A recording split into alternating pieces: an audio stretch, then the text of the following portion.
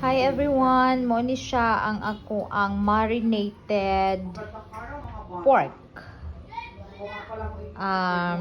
Akong gisagol ani is apple cider vinegar, garlic, pepper, and Himalayan salt. And that's all. So I will set this one overnight and I will cook tomorrow morning. This is my low carb sudan for tomorrow. Wala na ko nagbutang og toyo kay toyo is kuan inflammatory. So, nga na ra siya. So, ugma, ready na dayon ni siya para atong lutuon. Okay. So, I will put this one here. Where is it? Wait. Bubot kayo ang ref. So, hindi siya mga plastikan. Kung mga veggies. So, and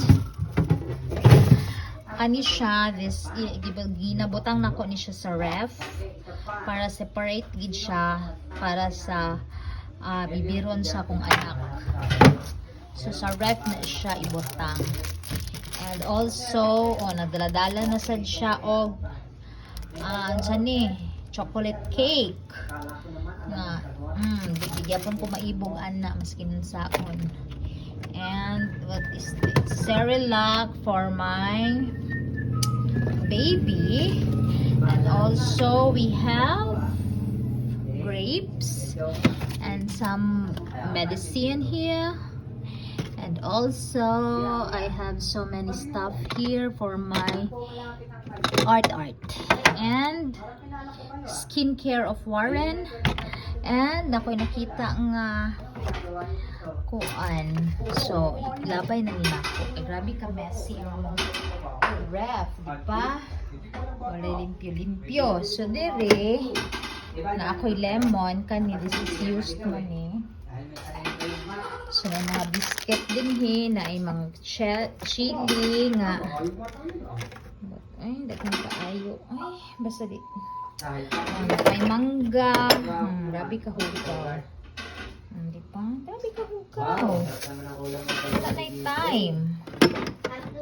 Pero mga tagak-tagak na siya sa bingo. So, nalimtan na ako og put.